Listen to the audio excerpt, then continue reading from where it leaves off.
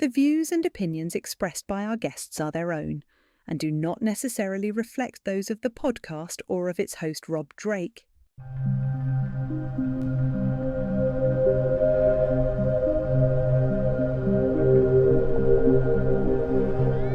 This is the How We Escaped podcast.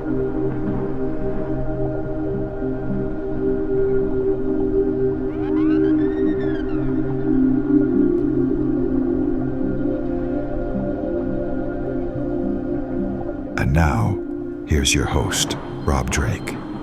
Greetings, fellow sojourners. Welcome back to the How We Escaped podcast. My guest last week was Kathleen Marden, co-author of Captured, the Betty and Barney Hill UFO Experience, the true story of the world's first documented alien abduction. If you missed that episode, you'll want to go back and listen. The story is captivating, and Kathleen brings a uniquely personal perspective to it as Betty Hill's niece. You can find it as Episode 8 of the How We Escaped podcast. Kathleen is also a longtime UFO abduction researcher with more than 3 decades of experience in investigation, research, and public education. I ran out of time to share this with you last week, but I did ask Kathleen how UFO research has progressed since her aunt and uncle's abduction back in 1961. And she told me about several organizations, including the National Investigations Committee on Aerial Phenomena, which existed from 1956 to 1980, which, she said, did a very good job of doing scientific investigations.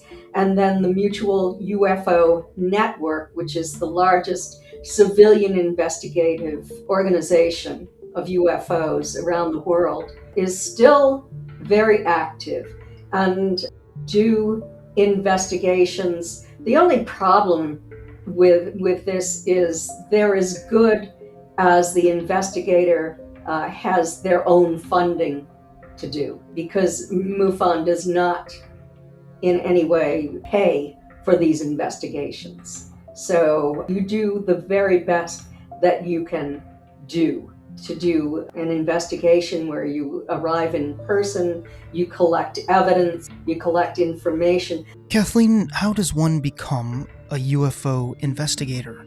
There's a formal training program that people have to go through before they can become investigators. And you're first an investigator trainee. You have to pass an exam. I was in that position for 10 years, and I was the one who advocated a standardized formal training program. And finally, it was implemented. Everyone who wants to be an investigator has to go through that today. And we have many, many investigators who are scientifically trained, who have all the equipment to go out into the field. When there's physical evidence, they can collect it. We had laboratories to examine the evidence. There are photo analysts at the Mutual UFO Network to do analysis on photographic evidence. They're probably the best civilian group that we have at this time.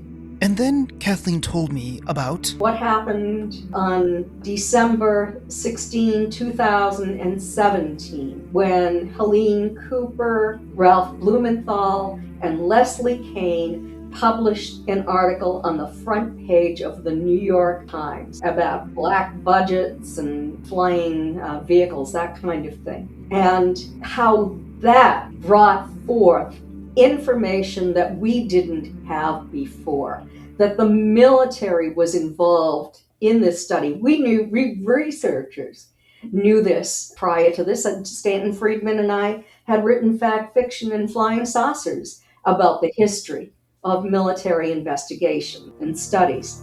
But now this was coming forth to the public. And this New York Times article opened up the floodgates for UFO research. We had congressional hearings, the Congressional Oversight Committee on UAPs. They changed the name from UFOs to UAPs. They liked that better.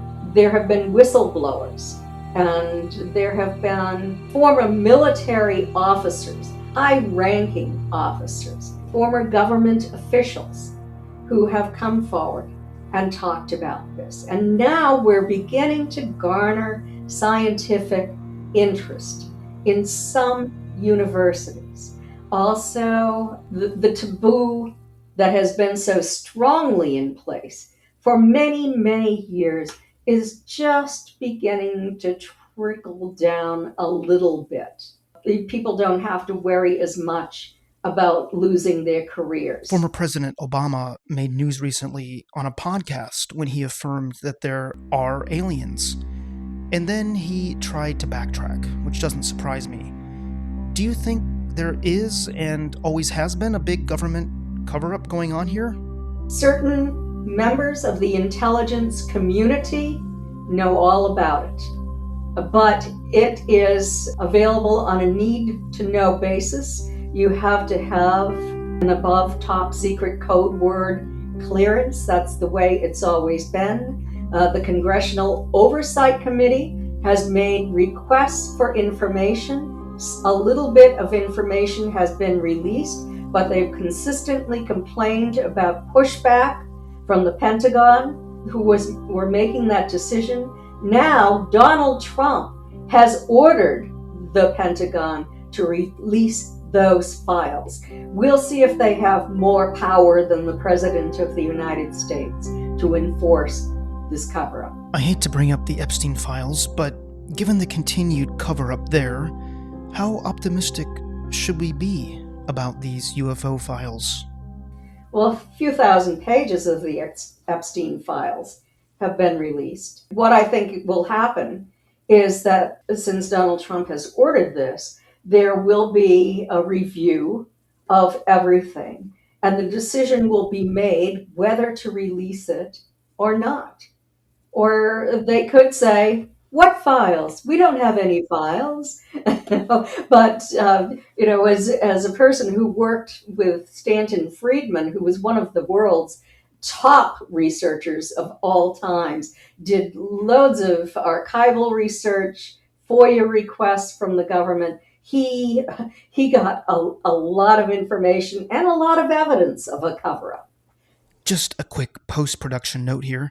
It was very shortly after we recorded this podcast that some UFO files were released.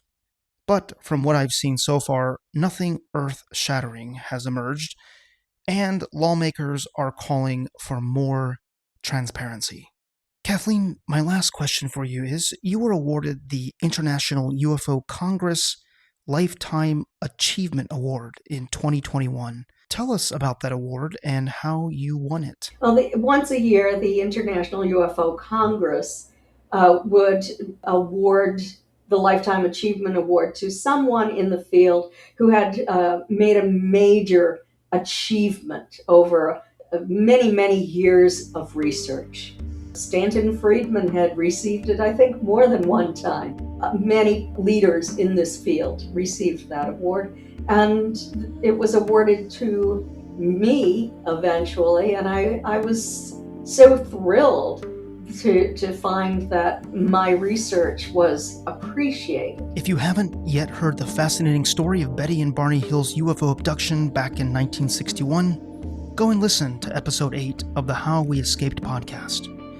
And you can find more information about Kathleen Marden and her work at Kathleen-Marden, that's MARDEN.com. If you enjoy the How We Escaped podcast, please subscribe and leave us a review.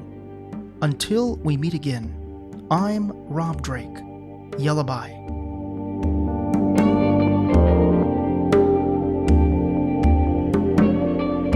Have a story to share with us?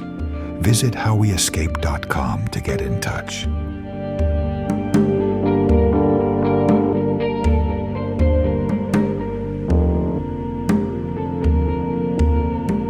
How we escaped.